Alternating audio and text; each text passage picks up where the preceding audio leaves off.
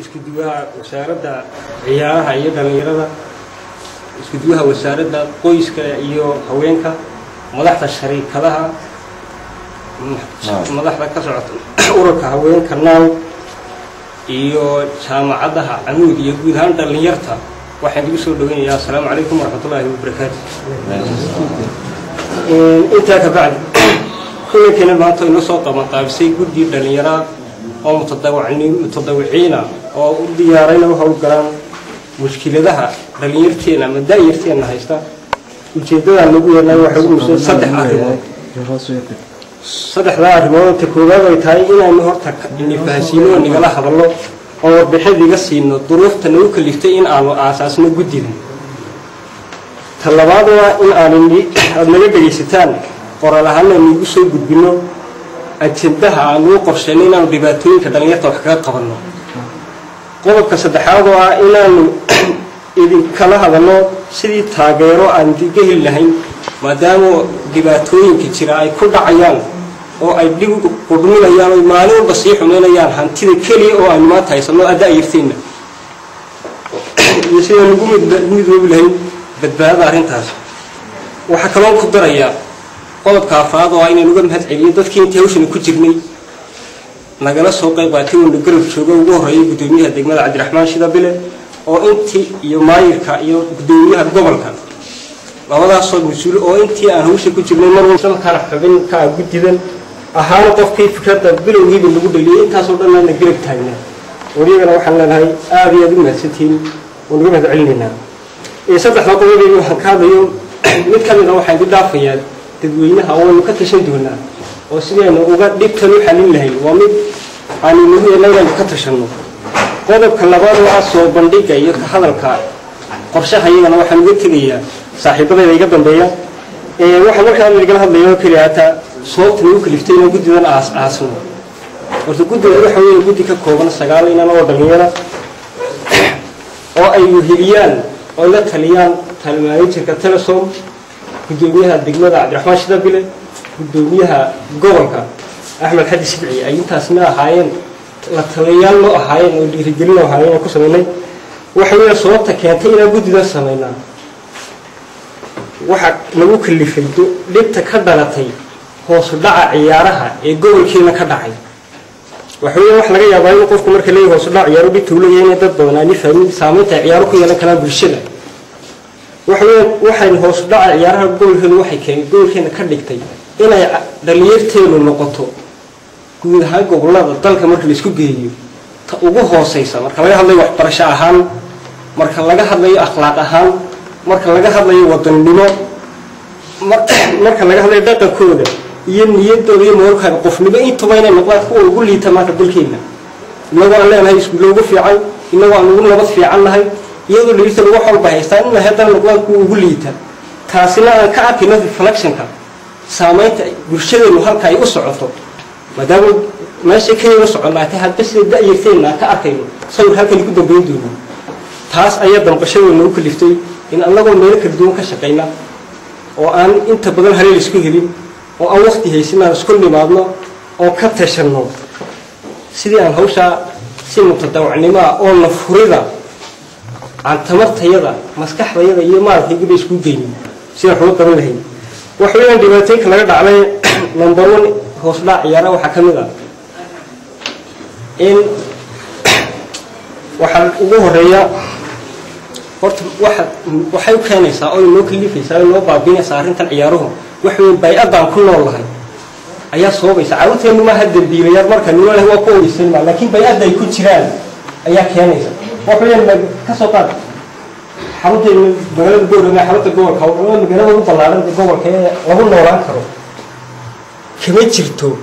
deegaan iyo bay'ad soo dhaweysa ilmaha inanka 15 jirka ama 18 jirka ee energetica oo la dareenkiisu u saamaxay inuu guri fadhiyo 20 saacadood waqtigiisa kamid ah meel ay isku yimaadaan oo isku madadaaliyaan marka aanay helin tartan ay daawadaan ama ay ka qayb galaan, marka aanay helin meelo ay booqdaan iyo wax kale oo ay qabtaan ma hel kuma noolaan karayaan bay'adaas. taasi waxay soo qeyn dhalinyaradu ay saddex nooc u qaybsanto. qaybta ugu badan oo iyaga oo aan shinid wajir gaarin baloo jiraamaya waxa arkaysaa inankii ardaya oo foomana oo day ku jira oo hooyadii suuqa u fadhiday oo bacad ku dhimayso oo rafaadaysay lacagteena bishii iskuulka usoo dhigto cunay iyada oo ku qaybay sababtii waxa weeyaan wax aw ka maarmaaguna haysanin qolada labaad waxa weeyaan qolo dalka ka yaacay oo maanta nimadeennii iskuullada dhiganayay ay ku xidhan yihiin maxaa ku rafaadayaan jeelasha ku yaala tiraya ka jeel walba nimadeennii boorana ku jira oo ku rafaadaya oo na qaar war laga ay meel ay ku xidhan yihiin xataa war loo helin qaar way ku go'doonsan yihiin magaalo walba oo Afrika ah inta inaga iyo loo dhaxaysa xeebta Mediterranean-ka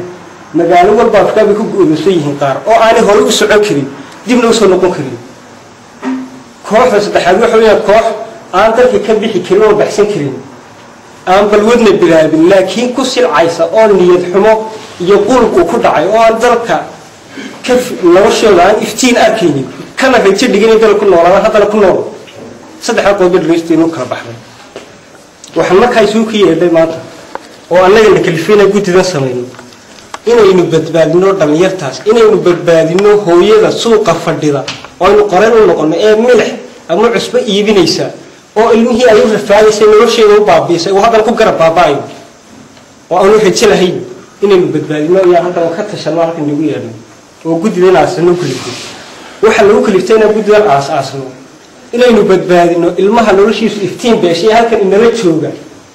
ee meel ugu socda aan jirno aayii noloshiisa ka qoostay haddana aan ka bixi karin dalka aan wax baranayno wax barashadiisii baabaaday iyo habla oo waxa kaliya u baabaayaa inuu ciyaaro oo kaliya u baabaayso iyo halkan inaan ka tashano ayaa guddigeena u kaliftay dadkan ay ugu yeernay waxa guddigeena u kaliftay inaan waxaan ogsoonahay dhalinyarteenu maanta waxay noo tahay hantida kaliya oo dal ahaan iyo bulsho ahaan haysano dhaqaale kale ma lihin aqoon badan ma lihin wax kale ku dhiirna ma jiro waxa kaliya oo rajadeena iyo jiritaanka magaceena oo ku xidhan waa da'yartaay noo soo koraysa haddana waxaynu arkaynaa maalin walba iyadoo da'yartaasi ay sii xumaanayso iyadoo hantidii kaliya oo haysanaa ay sii qurmayso iyadoo maalin walba arkaynaa waxaan nagu yeedhay maadaama maanta ay tahay maalin aan wax qaban karno in aynu ka tashano oo aynu inagu qaybaha kala duwan ee bulshada dhalinyarada haweenka shirkadaha waaxyaha dawladda iyo mas'uuliyiinta gobolka inagoo in aynu xooggeena maskaxdeena iyo muruqeena suuqeena badbaadadeena